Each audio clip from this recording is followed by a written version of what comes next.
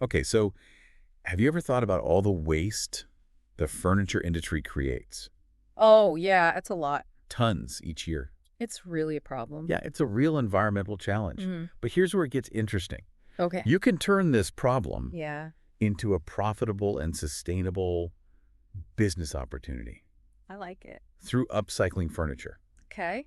We've got this amazing guide here, Yeah. all about starting an upcycled furniture business. Awesome. And it is packed with Love it. practical tips Right. and inspiring success stories. I love it. So- So what's fascinating to me is how upcycling really taps into Yeah. that desire for unique pieces, Right. sustainable pieces. Yeah. And it's not just about saving money. Right. It's about making a statement with furniture that has history Exactly. and like a soul. Yeah. It seems like people are moving away from those cookie-cutter furniture stores Yeah, totally. and looking for something with more character. Yeah, exactly. Upcycling offers that perfect blend of sustainability, Yeah. affordability, one-of-a-kind design. You bet. Plus, you're giving these discarded pieces a new life, Yeah. reducing waste, It's true. and minimizing your environmental impact. I'm already seeing dollar signs. Yeah. And the guide emphasizes how accessible this business model is. Yeah. You don't need You don't need much to a start. fancy workshop No. or tons of expensive equipment to get started. You can find amazing pieces that are just waiting for a makeover at Yeah. thrift stores, So- garage sales, Yeah. or even online through platforms like Craigslist, Oh, yeah. Facebook Marketplace. I love it. It's about seeing the potential in something that others might overlook. The guide gave this example. Imagine snagging a vintage dresser Okay. at a garage sale for like $20. Wow. And then with a bit of sanding, painting, and Yeah. new hardware, Right.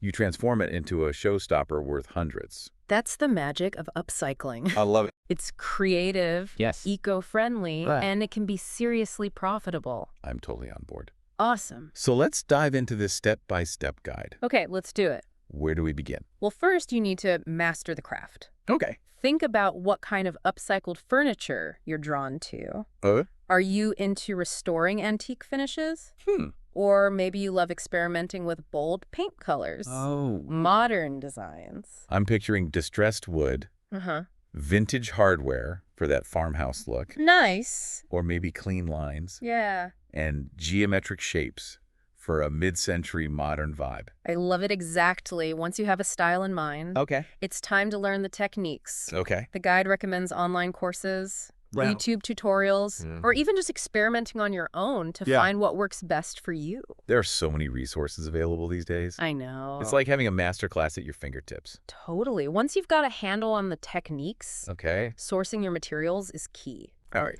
We talked about thrift stores, Yeah. online marketplaces, Yeah. but don't forget about the free options, Oh, yeah. like Free Cycle, or even just keeping an eye out for curbside treasures. Score. So once we've got our materials, Okay. it's time to set up shop. Right. Do we need a dedicated workspace? Having a designated area is definitely helpful, whether it's a corner of your garage, Yeah. a spare room, or even a small rented studio. Okay. Good ventilation is crucial, Yeah. especially if you're working with paints or stains. Safety first. Right. The guide also mentions essential tools and supplies. Okay. Sanders, drills, paint sprayers, Yeah. brushes, fabrics, the whole works. You don't need to buy everything at once, though. Okay. Start with the basics Right. and gradually expand your toolkit Okay. as you gain experience and take on more complex projects. Speaking of complexity, Yeah. I'm curious about pricing. Okay. How do we find that sweet spot Ooh, good question. between profitability Yeah. and affordability? It's a balancing act. Oh. You need to factor in your material costs, Right. the time you invest, Mm, any overhead expenses like rent or marketing. okay. But it's also about knowing the market and what buyers are willing to pay. The guide suggests doing some market research, Yeah. checking out prices at local antique shops, Uh-huh. browsing online marketplaces like Etsy Great idea. can give you a sense of what similar pieces they're selling for. Exactly. Don't be afraid to charge a premium for custom designs or intricate work, though. Okay. People are often willing to pay more Right. for something truly unique and tailored to their tastes. Okay, so we've sourced our materials, All right. we've honed our skills, Yes. and we've got a pricing strategy. We're in business. Now, how do we get our upcycled masterpieces in front of potential buyers? That's the next step. It seems like online platforms are the way to go. You're absolutely right. Okay. The online marketplace offers incredible reach Yeah. and allows you to connect with buyers far and wide. Let's explore some options. Let's do it. What are the pros and cons of different platforms? Well, Etsy is a natural fit Okay. for handmade and unique items. Mm-hmm. Their users appreciate the artistry and sustainability of upcycled pieces. Right. You'll want to invest in high-quality photos Yeah. and craft compelling descriptions that highlight the story behind your pieces. I love that it's not just about selling a product. Right. It's about selling a story. Exactly. What about eBay? What about eBay? Yeah, I feel like it's more of a mixed bag in terms of audience. You're right. Okay. eBay offers a wider reach, Uh-huh. but can be more competitive. Oh. You'll need to utilize strategic keywords Right. to stand out and attract buyers, Yeah. specifically looking for upcycled or vintage furniture. So it's about tailoring your approach to the platform. Exactly. What about Facebook Marketplace? Okay. Seems more localized. Facebook Marketplace is great for connecting with buyers in your area, Yeah. especially if you're selling larger items and want to avoid the hassle and expense of shipping. Makes sense. Offering local pickup options can be a win-win. This guide also mentions Cherish. Okay.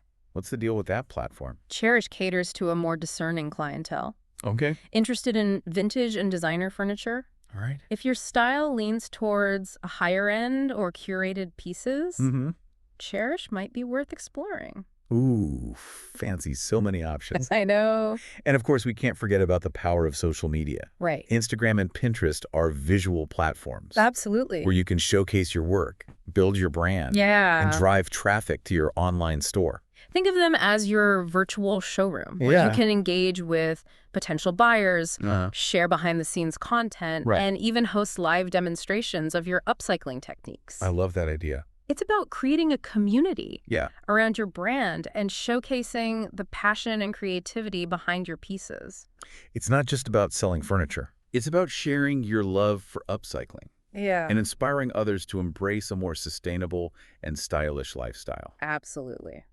Welcome back to our deep dive into the world of upcycled furniture. We've covered a lot of ground, from sourcing materials and mastering techniques to setting up shop and exploring online platforms. I feel like I'm already halfway to launching my own upcycling empire. That's the spirit. But let's get real for a second. Okay. What are some of the challenges that upcyclers typically face? Right. And how can we overcome them? You're right. Every business has its hurdles. Mm-hmm. One common challenge is finding those diamond-in-the-rough pieces. Yeah. You know, it's not always easy to source quality furniture that's structurally sound and has that upcycling potential. Yeah, I can see how sifting through piles of discarded furniture could get overwhelming. It can. Any tips for making the sourcing process more efficient? Building relationships is key. Okay. Get to know the staff at your local thrift stores, antique shops, and even estate sale organizers. Okay. They often have an eye for quality. Yeah. And can tip you off to hidden gems. Ooh, I like it. Or even set aside pieces that fit your style. It's like having a network of furniture scouts Exactly. working for you. Yeah. What about shipping? Okay. Especially with larger pieces that can be a logistical and financial challenge. You're spot on. Shipping costs can eat into your profits. Yeah. And there's always the risk of damage in transit. Right. That's why partnering with reliable shipping companies Right. that specialize in handling furniture is essential. So it's worth doing some research Yes. and getting quotes from multiple providers to find the best fit. Exactly. Compare their services, look for experience in transporting delicate or oversized items, and make sure they have a good track record. Okay, shipping sorted. All right. Now let's talk time management. Okay. Juggling, sourcing, crafting, marketing, It's a lot. and all the other aspects of running a business Yeah. can feel like a full-time job in itself. Yeah. Even if you're starting as a side hustle. Time management is definitely a challenge for many entrepreneurs. Yeah. Especially when you're wearing multiple hats. Right. The key is to create a schedule that works for you Okay. and stick to it as much as possible. So blocking out specific times for sourcing, crafting, marketing, Yeah. and even those less glamorous administrative tasks can help maintain a sense of balance. Absolutely. Break down those big, overwhelming tasks into smaller, manageable chunks. Okay. And don't be afraid to delegate or outsource tasks that you're not particularly good at What? or that drain your time and energy. It's like building a team, even if it's just a virtual team of freelancers or collaborators. Exactly. Speaking of teamwork, what about standing out in a crowded market? Okay. There are so many talented upcyclers out there. There are. Though we make our brand shine. That's where your unique style, brand identity, and marketing savvy come into play. Okay. Think about your target audience, your values, Yeah. and what makes your pieces truly special. So it's about more than just creating beautiful furniture. It is. It's about creating a brand that resonates with people, Right. telling a story and offering something unique. Exactly. Are you drawn to bold colors and eclectic patterns? Do you specialize in restoring antique furniture to its former glory? Okay. Or maybe you have a knack for transforming vintage pieces into modern minimalist masterpieces. It's about finding your niche within the upcycling world Yes. and letting your personality shine through in your work. Once you have a clear sense of your brand identity, Right. you can translate that into your marketing materials, your online presence, Yeah. and even the way you photograph and describe your pieces. Right. Consistency is key. It's about creating a cohesive and memorable brand experience for your customers. Exactly. And speaking of customers, let's tackle a challenge that many creatives face. Oh, yeah. Pricing your work. Right. It can be tough to strike that balance between valuing your time and skills It is. and staying competitive in the market. You've hit a crucial point. Okay. It's essential to find that sweet spot Right. where you're fairly compensated for your work Yep. while also attracting buyers. Right. Remember, you're not just selling a product. Okay. You're selling your creativity, Right. your craftsmanship, and the hours of love and labor you've poured into each piece. That's a good reminder. I tend to undervalue my creative work, Yeah. but I'm learning to recognize its worth. Good. So how do we go about pricing upcycled furniture effectively? There are several factors to consider. Okay. The cost of materials, the time invested, Mm-hmm. the complexity of the project, Right. and even your overhead costs like rent, utilities, and marketing expenses. Yeah. Okay. One approach is to calculate your hourly rate Okay.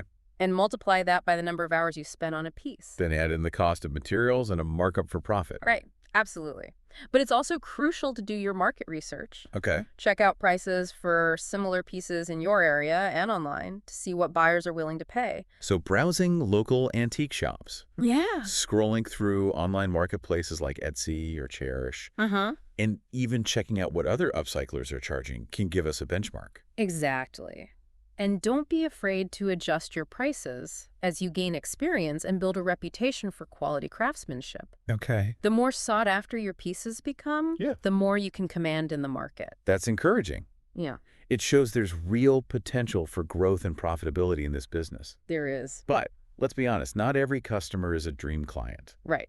How do we deal with those who haggle relentlessly, Yeah. demand unreasonable discounts, or change their minds at the last minute? Dealing with difficult customers is a part of running any business, It is. but it's especially important for creatives to protect their time, energy, and creative spirit. Yeah, Remember, you have the right to decline a sale right.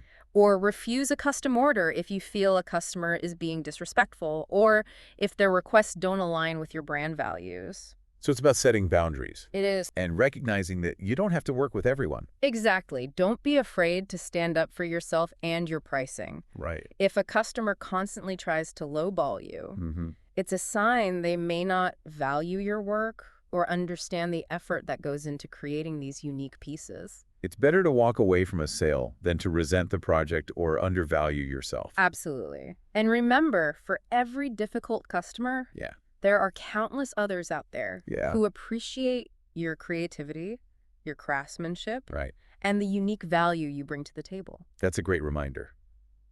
It's easy to get bogged down by those negative experiences, It is. but focusing on the positive relationships and the customers who truly value your work is essential. Absolutely. Speaking of staying positive, let's talk about staying ahead of the curve in the ever-evolving world of design. Okay. How do we keep our finger on the pulse of the latest trends and techniques? The world of design is constantly evolving, Mm-hmm. so it's important to stay curious and keep learning. There are so many resources available, Yeah. both online and offline. Like design blogs, Pinterest, Instagram, online publications, industry events. Yes. Even just browsing antique shops and flea markets for inspiration. Exactly. Surround yourself with visuals, connect with other designers and makers, Okay. and pay attention to what's catching your eye. It's like a constant treasure hunt for inspiration. It is. And what about pushing the boundaries of upcycling itself? Okay. Are there ways to incorporate new techniques or materials Absolutely. to keep things fresh and exciting? Don't be afraid to experiment with different techniques, materials, and styles. Okay. Incorporate unexpected elements, try new finishes, and play with textures. I'm imagining combining reclaimed wood with sleek metal accents, or maybe incorporating vintage textiles into upholstery projects. I love it. The possibilities are endless. Exactly. The more you experiment, the more you'll discover your unique style and create truly innovative and one-of-a-kind pieces. Okay. And don't underestimate the power of networking. Connect with other upcyclers, designers, and makers. Right. Share your work, learn from each other, Mm-hmm. and support one another's creative journeys.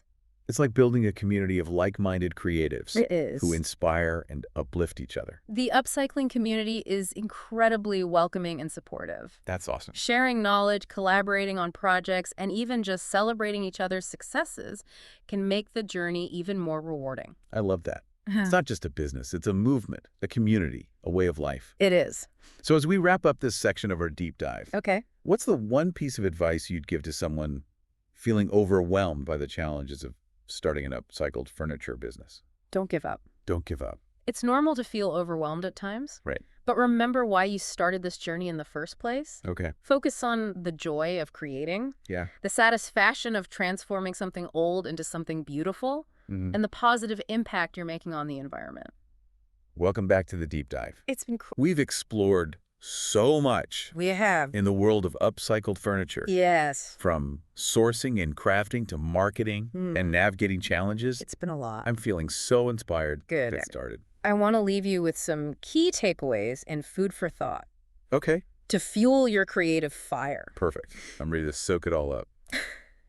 What's the most important thing to remember as we embark on our upcycling adventures? I'd love to know. Remember that upcycling is more than just a business Okay. or a way to make a profit. Mm-hmm. It's a conscious choice Yeah. to reduce waste, Right. minimize our environmental impact, Yeah. and breathe new life into discarded objects. It's about being a responsible steward of our resources Yes. and finding creative solutions to the challenges of consumerism. Exactly. And you're tapping into a growing movement. Okay. Consumers are becoming more discerning. Yeah. They're craving authenticity, Mhm. uniqueness, Right. and sustainability. Makes sense. And they're willing to pay for it. So we're not just creating beautiful furniture. Right. We're meeting a genuine need Yes. in the market. People are tired of mass-produced pieces Yeah. that lack character and soul. Totally. They want something with a story, Right. something that reflects their values. Exactly. And that's what makes upcycling so special. Mm-hmm. Each piece has a history, Yes. a past life, Right. and you're giving it a new chapter, Uh-huh. a new purpose. You're transforming something old and forgotten Yeah. into something beautiful and functional. It's like giving these pieces a second chance to shine. It is. And the best part is there's no limit to what you can create. I know, right? You can work with a variety of materials, Yeah. styles, and techniques. Right. You can specialize in restoring antique furniture. Yeah. Or you can create modern, eclectic pieces Mm-hmm. that reflect your unique vision. The possibilities are truly endless. I love it. It's about finding your niche, exploring different techniques. Yeah. And letting your creativity run wild. Right. Don't be afraid to experiment, push boundaries, Yeah. and try new things. I'm already picturing all sorts of exciting combinations. Yeah. Reclaimed wood with industrial metal accents, Uh-huh. vintage textiles, repurposed into upholstery. Cool. Maybe even incorporating stained glass. Wow. Or mosaic tiles. It's Wow. like a giant creative playground. And the more you experiment, Yeah. the more you'll discover your unique style. Right. Hone your skills Yeah. and create truly one-of-a-kind pieces Right. that stand out from the crowd. Right. Remember, you're not just following trends. Yep. You're setting them. That's such an empowering thought. It is. So we've got the inspiration, the skills, the passion. We do. What's the one piece of advice you'd give to someone who's ready to take the leap and launch their own upcycled furniture business? Start small, dream big, Okay. and never stop learning. All right. Don't be afraid to make mistakes. Yeah. That's how we grow and evolve. Right. As creatives and entrepreneurs, surround yourself with a supportive community, Mm-hmm. stay curious, Yeah. and most importantly, have fun. That's such great advice. Upcycling is a journey, Yeah. not a destination. It's Yeah. about embracing the process, the Yeah. challenges, Yeah. the triumphs. Absolutely. And it's about finding joy in transforming something old Yeah. into something beautiful and meaningful. Beautifully said. And this is just the beginning Yes. of our exploration. Right. We'll be diving deeper into specific aspects Yeah. of the upcycled furniture business Right. in future episodes covering techniques, marketing strategies, Yeah. and specific platforms. Absolutely. So if you're feeling inspired Yeah. to start your own upcycling adventure, Good. stay tuned for more deep dives. Yes. We'll be here to guide you every step of the way. Until then, happy upcycling. Happy upcycling. Happy upcycling.